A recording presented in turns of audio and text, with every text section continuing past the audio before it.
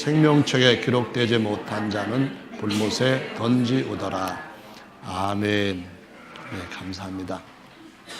오늘 우리가 하나님께서 하셨던 일들 중에 하나님의 기록에 관한 말씀을 함께 살펴보려고 합니다. 기록이라고 하는 것은 어떤 의미를 우리에게 주는 것일까요? 언어라고 말하면은 흔히 한자로는 말씀언, 말씀어라고 글자를 사용해서 그냥 말 또는 말씀 그렇게 표현하는 의미로 통용됩니다.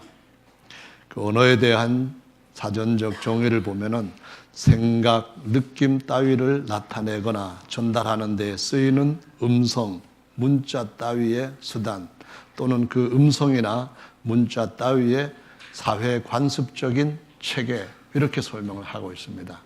뭐 복잡하게 생각할 것 없이 언어라고 하는 말은 크게 둘로 나눌 수가 있는데 하나는 입에서 나오는 말이라고 하는 것이고요. 또 하나는 손에서 나오는 글이라고 하는 것입니다. 그래서 입과 손에서 말과 글이 나오는데 입은 사용하기가 더 빠르고 쉽습니다.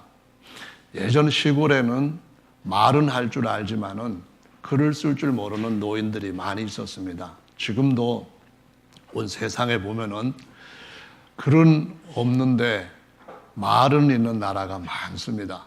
그래서 말은 쉽고 또 말은 또 다른 글보다 뛰어난 효과를 가지고 있기도 하지만은 말만 가지고는 안 됩니다. 거기에 글도 필요한 것은 글이 가지고 있는 굉장히 중요한 장점이 있기 때문입니다. 그 장점의 중요성은 말로 다 하지 못하는데요. 요즘 보면 글쓰기에 대해서 인기가 참 많다고 해서 대통령의 글쓰기이라는 책이 요즘 몇 년 만에 엄청나게 많이 팔린다는 얘기가 있습니다. 그런 얘기를 들으면서 지금부터 글 쓰는 일에 특히 그 주제를 감사함으로 글을 쓸 때에 그러면은 그 내용도 굉장히 좋고 글 쓰는 그 자체가 우리에게 주는 효과도 굉장히 커서 우리가 돌 하나를 가지고 새를 몇 마리 잡을 수 있는 것이 아니겠는가라는 생각을 해봅니다. 말과 글은 어떤 차이점이 있습니까? 말은 글하고 다른 것이 어떤 길이와 높이 같은 걸 가지고 글보다는 감정을 더 잘 전달할 수가 있습니다. 물론 말과 글이 갖고 있는 장단점은 조금씩 다르지만 서로 하나로 보완될 때에 가장 온전한 효과를 낼 수가 있는데요. 제가 발음을 정확하게 할지는 모르겠습니다만은 내와 내라고 하는 것이 어떻게 다를까요? 처음 내는 안쪽에서 내 한 거기 때문에 내가 했어요 그런 표현할 때 내입니다. 그런데 내가 이렇게 하면은 당신이 했어요 그럴 때에 내입니다. 그러니까 말을 들을 때는 잘 구별이 안 됩니다. 내가 잘못했어 그러면은 당신이 잘못했다고 하는 건지 내가 잘못했다고 하는 건지 잘 모릅니다. 근데 글을 쓰면은 너 나의 차이가 분명하게 나기 때문에 글보다는 말이 갖고 있는 장점이 있는가 하면은 말보다는 글이 갖고 있는 장점도 있습니다. 우리 성도님들 중에 특히 저쪽에 경상도 TK 지역에서 태어나신 분, 그쪽 말을 잘 아시는 분 계십니까? TK 분들은 말을 하는데 우리 충청도와 다르게 말을 하는 것이 있습니다. 그 보면은 이런 말이 있거든요. 가짜를 가지고 하나, 둘, 셋, 넷, 다섯, 여섯, 일곱, 여덟, 아홉, 10가지를 가짜를 붙여서 그 가짜 하나로 말 전달을 다르게 하는 것을 볼 수가 있습니다. 근데 이거를 글씨로 쓰면은 그냥 가가 그런데요. 말로 하게 되면은 달라집니다. 예를 들면은 가 이렇게 할 때에 이 말은 가라는 말, 그런 의미도 되지만은 그의 그런 말도 됩니다. 누가 그랬어? 그랬을 때 가. 그러면은 걔가 그랬구나. 그런데 그런 의미가 되는데요.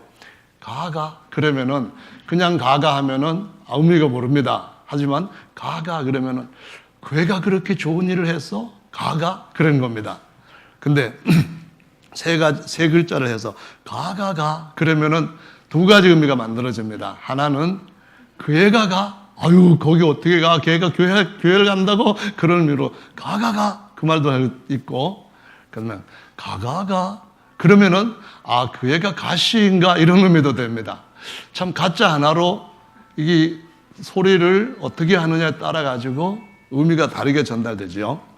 뭐 그런 것이 10가지가 되는데요. 그 가가 이렇게 냅을 하면은 무슨 말이 되냐면은 그 애가 그 애인가 이거 이게 헷갈린다 그런 얘기입니다. 그리고 가가 이거 잘 모르겠다는데 그 애가 가시인지 정말 모르겠다는 겁니다. 10개를 붙이면은 가가 이거 이렇게 됩니다.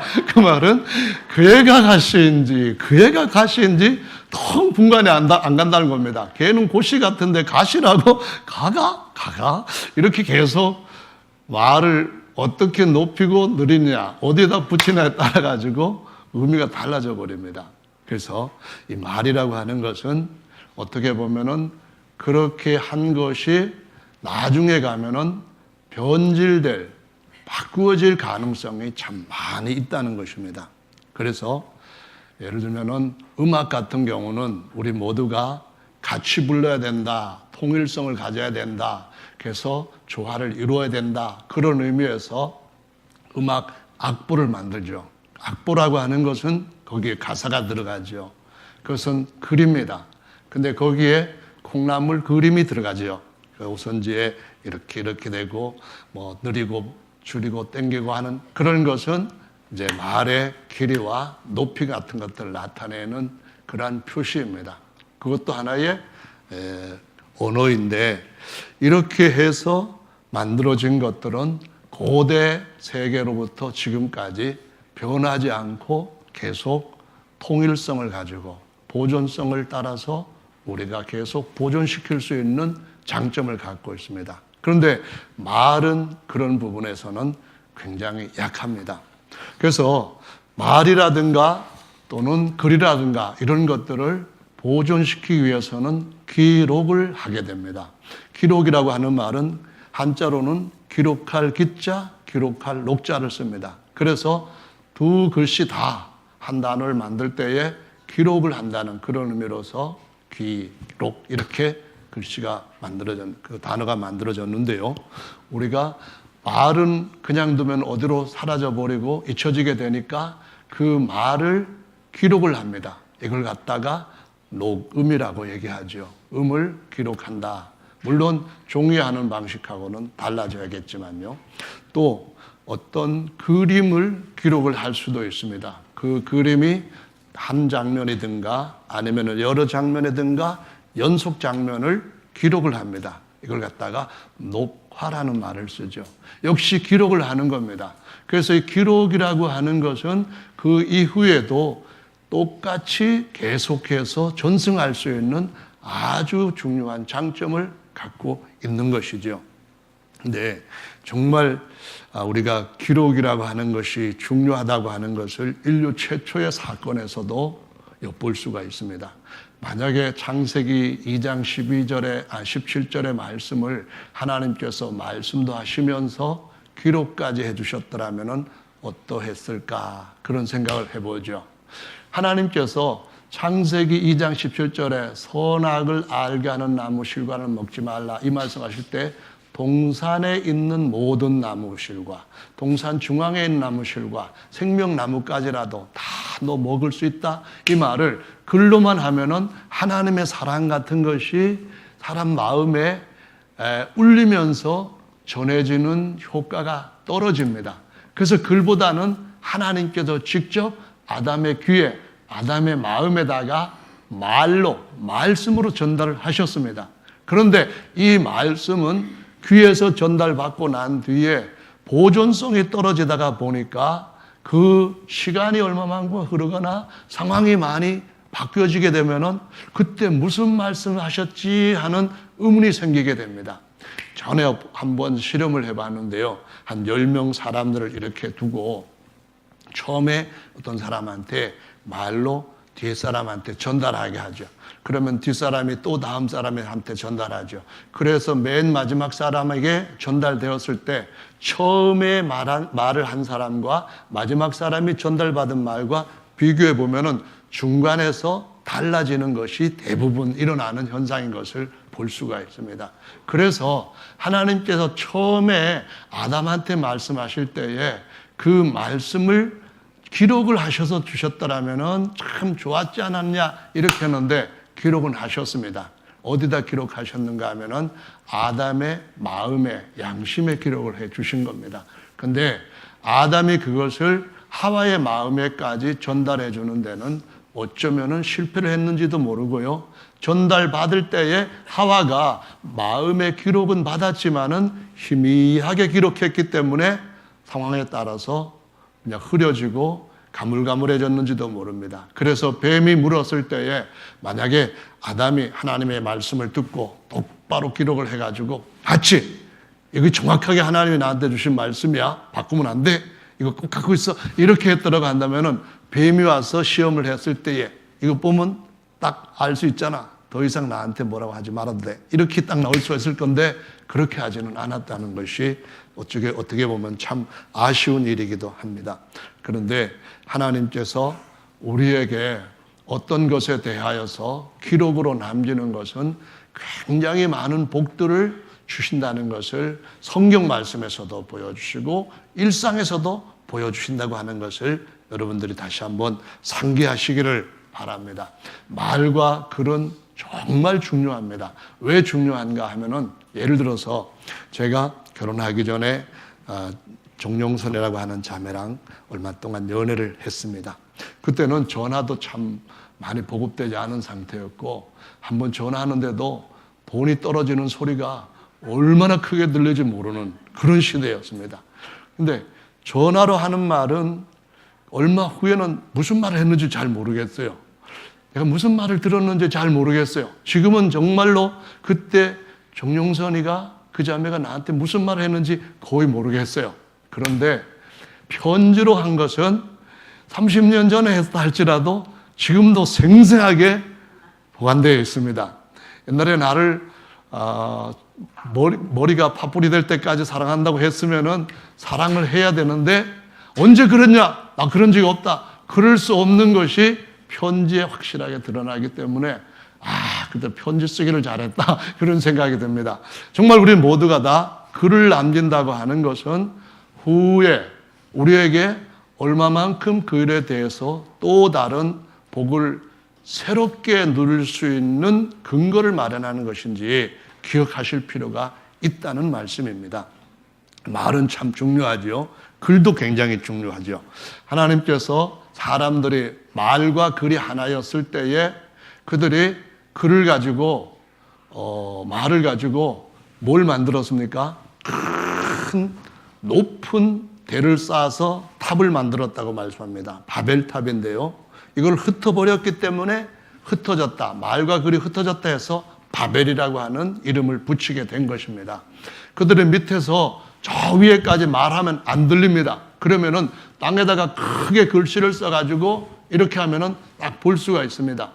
또 말을 전달하면은 여러 번 걸립니다. 그런데 그냥 한 장을 가지고 딱 글을 써가지고 저 한 20m 되는 데서부터 몇 미터까지 딱 던져버리면은 저 위에 이게 뭐가 필요하다는구나 딱 알게 됩니다. 그런데 하나님께서 말과 글이 하나였던 그들이 하는 경영이 금지시킬 수 없겠다 싶어가지고 뭘 하셨는가 하면은 하는 목적이 하나님을 대적하는 것이었기 때문에 하나님께서 입에 말을 흩어버리시게 된 겁니다. 말을 하는데 다른 말들이 막 나오고 말을 들었는데 이전의 말로 약속했던 그 의미가 아닌 것으로 들리게 되었습니다. 그래서 그 이전에 있던 말, 그 이전에 있던 글들이 사람들한테 더 이상 소통하는 데에 쓰이지 못하기 때문에 흩어질 수밖에 없었다고 말씀을 합니다. 그래서 우리가 말, 그 다음에 글, 이것은 굉장히 중요하기 때문에 하나님 앞에서 우리가 감사할 때도 기도할 때도 두 가지를 다 겸용하는 것이 중요한 복을 주신다는 겁니다. 우리 말은 첫째로는 하나님 앞에 우리의 마음을 전달해서 하나님께서 우리에게 말씀하시고 우리가 듣고 소통할 수 있는, 교통할 수 있는 아주 빠른 수단입니다. 그래서 어디보다도 더 빠르다고 하는 표현을 쓸 때 입이 빠르다는 표현을 쓰는 겁니다. 하나님 앞에도 손보다는 입이 더 빠릅니다. 예를 들자면은 이 문제에 대해서 누가 합니까? 이렇게 했을 때에 입으로 저요! 그러는 거하고 손 드는 거하고 어느 게 더 빠르겠습니까? 그냥 입으로 아플 때 그런 게 빠르지 글씨 써가지고 이렇게 하는 것은 그렇게 빠르지 않습니다. 그래서 입으로 뭘 전달하는 것과 두 번째로는 입으로 뭘 선포하는 것이 그 말 자체가 엄청난 능력을 나타내기 때문에 이건 사용되어야 된다는 겁니다. 하나님이 천지를 창조하실 때 뭘로 창조하셨습니까? 소판에다가 딱 쓰셔가지고 빛이여 있으라 짠 해가지고 그렇게 빛이 만들어졌다고 말씀하시지 않습니다. 말씀으로 빛이여 있으라 하니까, 하늘이여 있으라 하니까, 땅이여 있으라 하니까 말씀으로 이것들이 쫙 펴졌다고 말씀합니다. 그래서 우리가 하나님 앞에 감사할 때도 꼭 입에서 말을 나타내는 것이 중요합니다. 왜냐하면 이것은 장차 우리가 하나님의 후사가 되어서 만물을 다스리게 될 때 왕으로서 권세를 나타내는 것이 말입니다. 이 왕으로서 권세를 나타낼 때 말이고 그 말이 거리상, 그 말이 시간상 멀리까지 퍼져나가지 못할 때 왕들이 다음에 썼던 방법은 조서입니다. 거기다가 뭐라고 내용을 쫙 씁니다. 예를 들어서 부림절 같은 경우에 이스라엘 백성들은 매를 맺힌 날 자기들을 죽이려고 하는 자들에게 전부 다 전멸시키고 그들의 재산을 다 빼앗아도 좋다 하고서는 인장반지를 꽉 찍어가지고 전국에 그 글을 돌려버립니다. 그러면은 그 자리에서 말을 못 듣는 사람, 그 다음 몇 년 뒤에 그 말씀이 계속해서 실행되어야 될 때에 그 글을 보면은 이거는 어김없이 그때 나타났던 말의 권세와 함께 글들은 통용되게 되어 있습니다. 그래서 하나님 앞에 우리가 감사를 표현할 때도 입술로 정말 하나님이 들으시도록, 물론 하나님이 말 안 해도 우리 마음 아십니다. 우리가 감사하면은 하나님이 들으실 뿐만 아니라 또 다른 것들이 듣습니다. 뭡니까? 저 불평을 해야 될 만한 그런 상황인데 감사하고 있네? 그러면 어떻게 되나요? 지옥 권세가 흔들리는 줄로 믿으시기 바랍니다. 우리를 에워싸고 있는 어둠의 권세가 조금 무너져 내리는 줄로 믿으시기 바랍니다.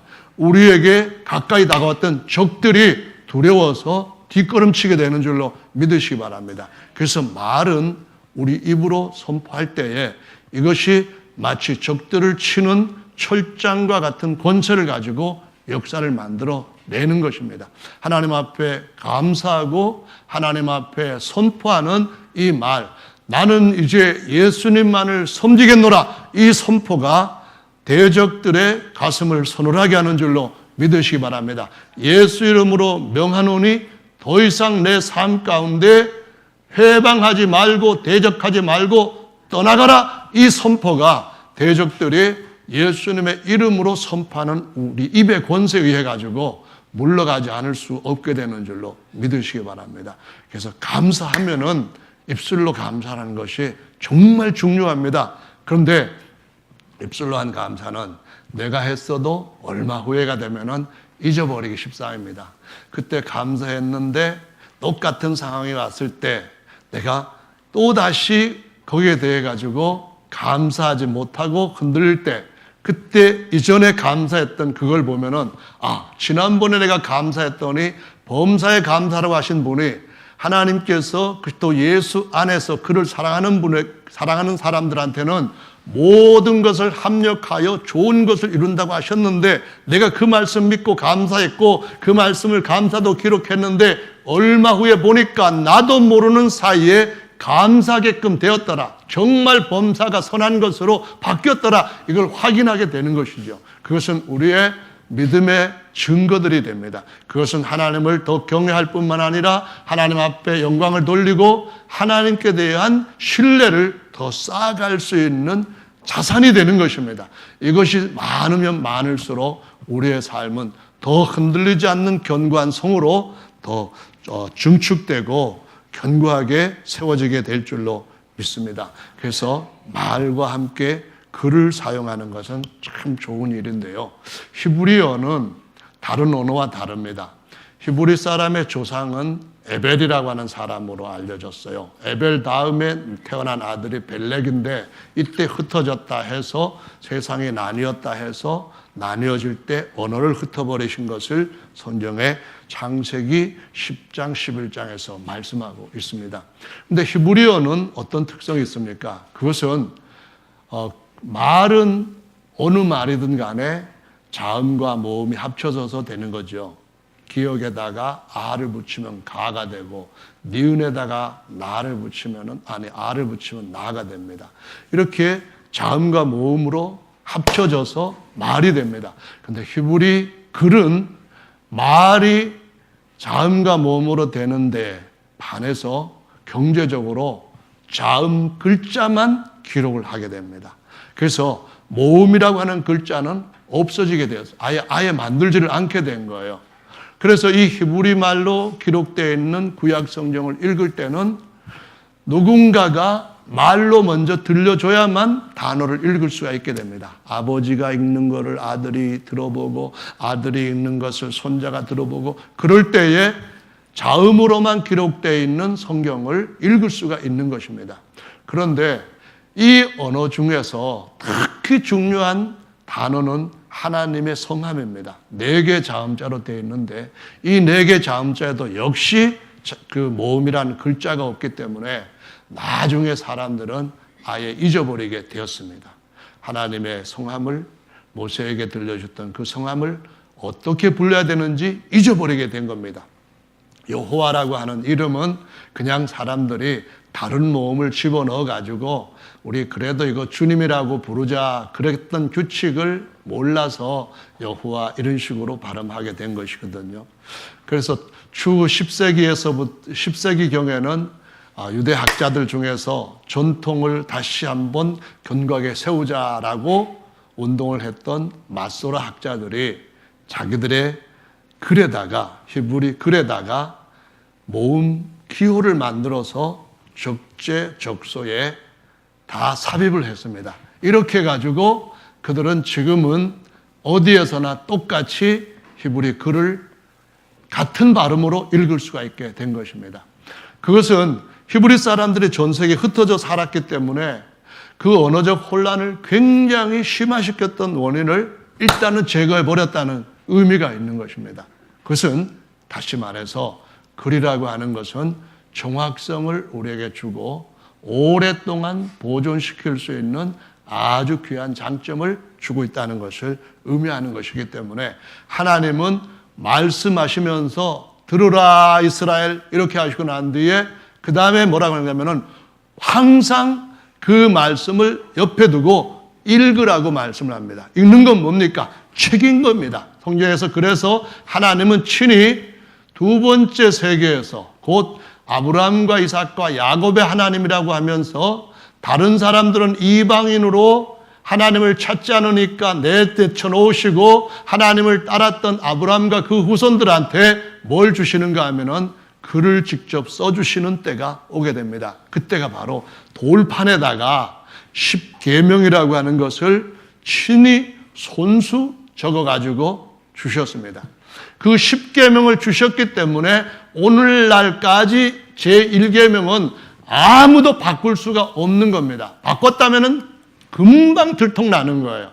그 10계명을 주시질 않고 하나님께서 그냥 10계명을 판에 적어주지 않고 말씀으로만 하셨다고 한다면 그때 잘못 들었을 수도 있잖아 그러면서 거기다가 다른 신들을 붙일 수가 있습니다. 그런데 하나님은 글로 탁 써서 주셨기 때문에 1계명 바꿀 수 있는 가능성이 제로입니다. 2계명도 마찬가지입니다. 3계명도 마찬가지고 10가지 계명 모두 다 그렇습니다. 그 외에도 하나님께서 모세에게 이 모든 말씀을 책에 기록하라고 말씀을 하셨습니다. 책에 기록하라는 말씀을 듣고 모세는 하나님의 말씀을 일일이 다 기록하되 아주 빽빽하게 기록을 합니다. 히브리 글자는 이렇게 대부분 지금 보이는 글자는 옛날 글자와는 달라졌지만은 이 성경을 복사하는 사람들이 글자 사이사이를 다른 글자를 넣지 못하게끔 획 하나도 들어가기 어려울 만큼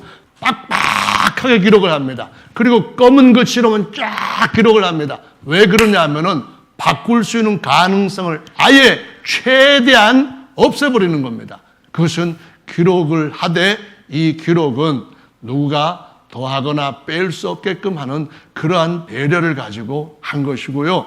그들이 그 성경을 기록할 때는 왕이 들어온다 할지라도 일어서서 절하는 예가 없었습니다.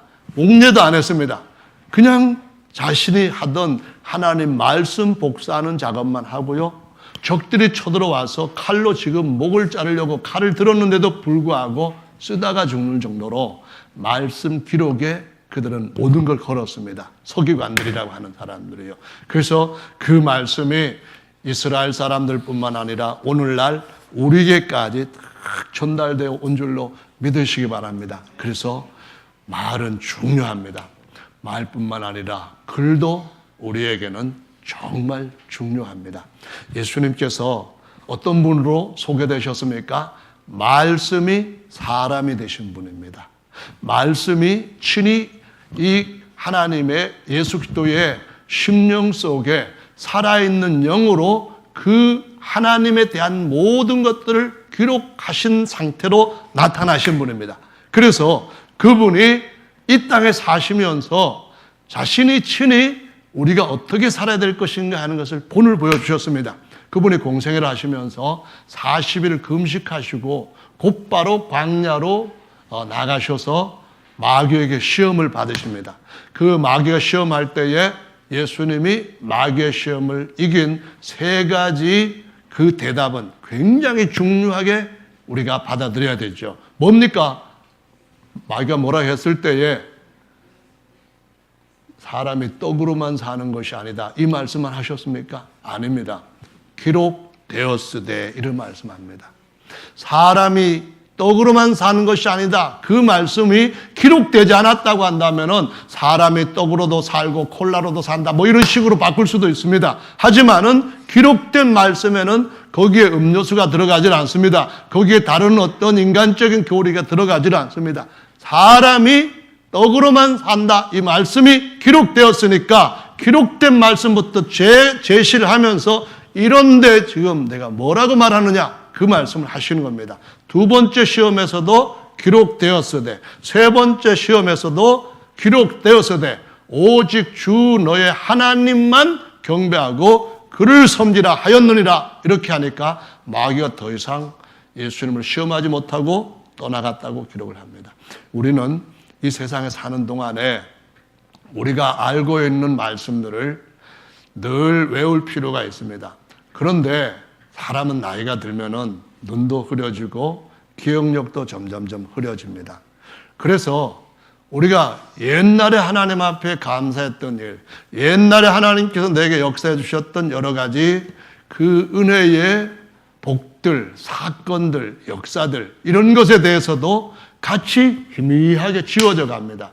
오늘부터 여러분들이 하나님 앞에 어떤 일에 대해서 감사하고 그 감사가 또 다른 감사를 불러올 만큼 시가 될 때에 그때에 그 이루어진 것을 보고 여러분이 감사하시면은 그 감사가 여러분의 마음과 상황에서 영원히 동일하게 지속되지 않습니다.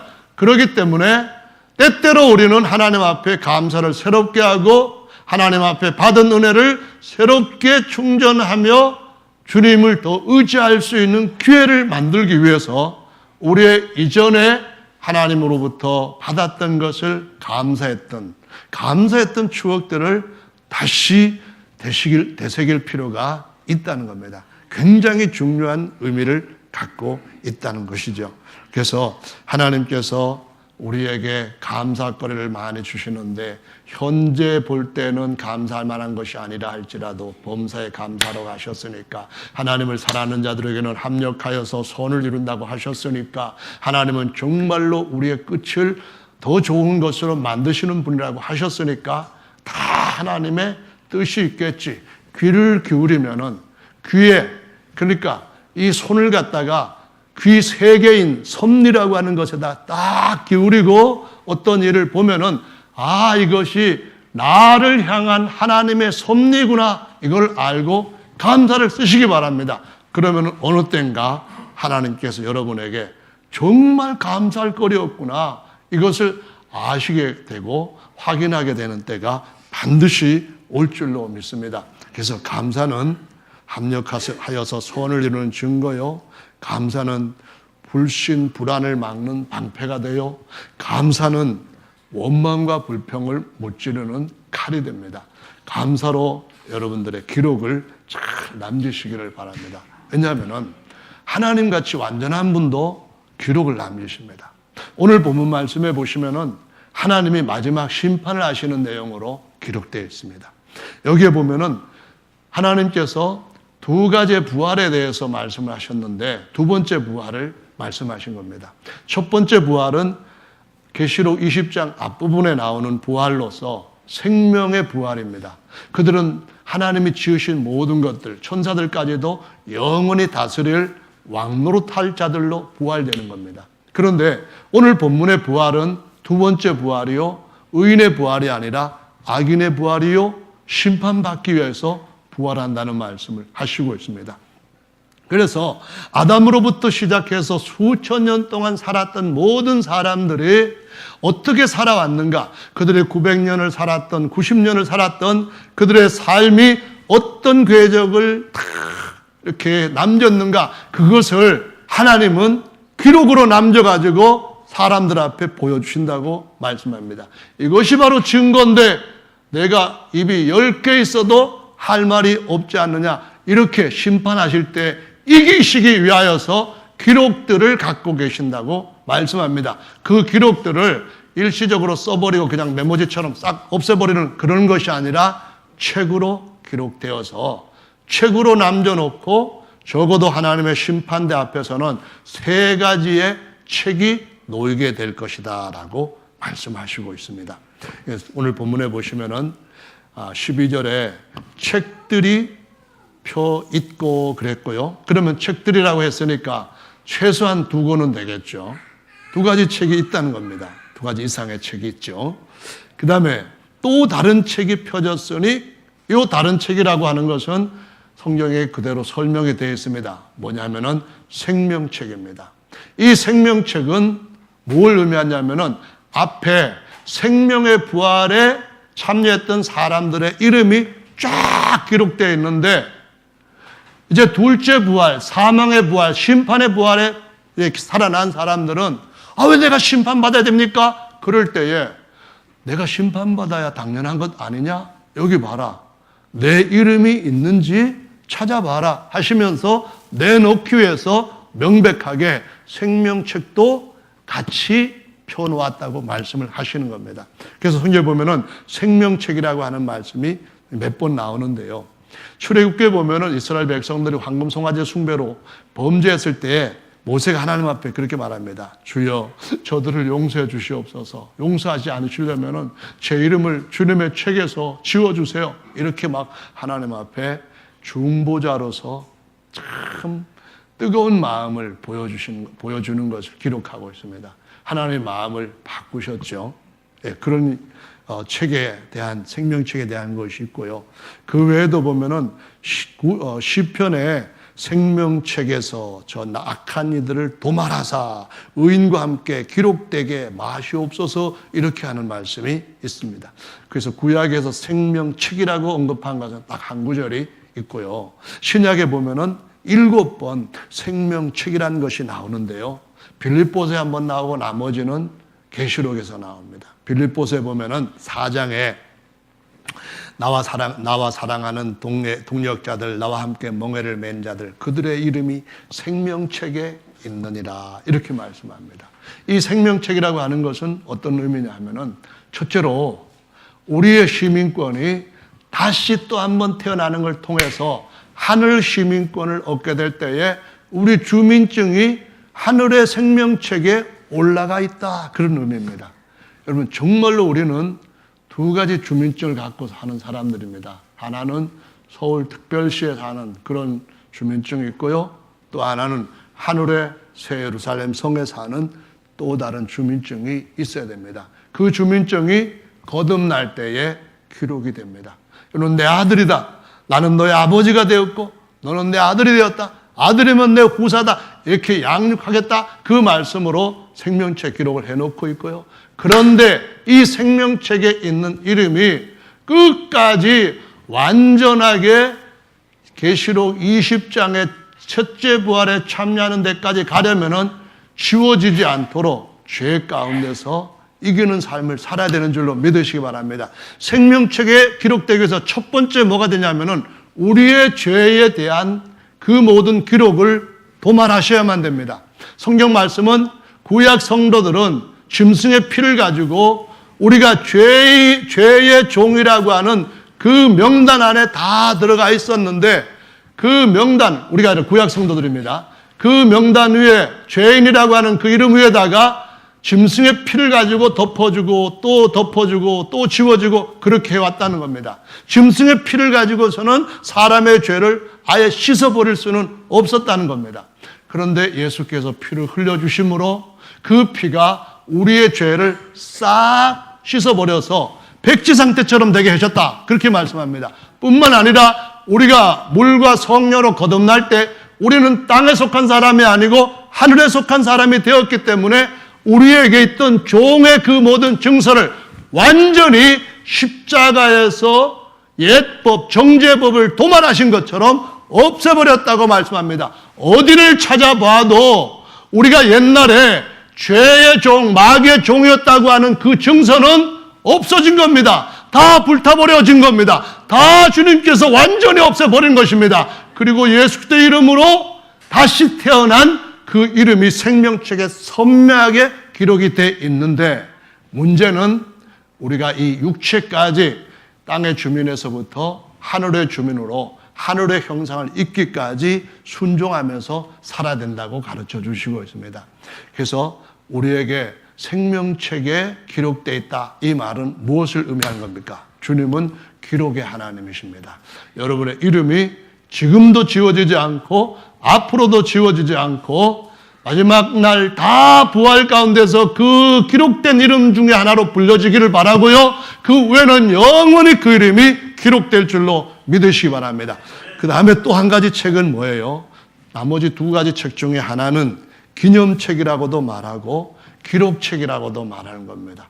우리의 했던 일들을 다 기록하는 겁니다. 말에서부터 행동에 이르기까지 다 기록을 하는 겁니다. 시편 139편의 말씀에 보면은 하나님 우리를 모태 가운데서 지으실 때에 우리를 향한 생각이 어찌 그리 많은지 정말로 말로 다 표현을 못한답니다. 그런데 우리가 어떻게 살 것인데 대해서 우리가 모태에서 태어나기 전부터 하나님의 기념책에 쫙 다 기록되어 있답니다. 저거 몇 살 때는 뭐요 하고, 저 몇 살 때는 뭐 하고, 몇월 며칠 날 5시에는 무슨 말을 하고, 다 쫙 기록되어 있는데, 그 중에서 예수님 믿고 우리가 죄사함 받고 거듭나게 될 때는 나빴던 것들은 전부 다 쫙 예수님 피로 싹 지워주시고, 하나님을 향해서 선한 것들은 장차 주님께서 우리를 그 앞에 세우시는 날, 너 이렇게 상 받을 일을 했구나 하면서 면류관 씌워주신다고 말씀하십니다. 생명의 면류관, 의의 면류관, 영광의 면류관, 정금 면류관, 이 모든 면류관이 하늘에 다 들어있는 완전한 면류관을 씌워주실 때 기념책에 근거해서 행동한 것들에 대해서 근거해서 주님이 공평한 상을 주시는 줄로 믿으시기 바랍니다.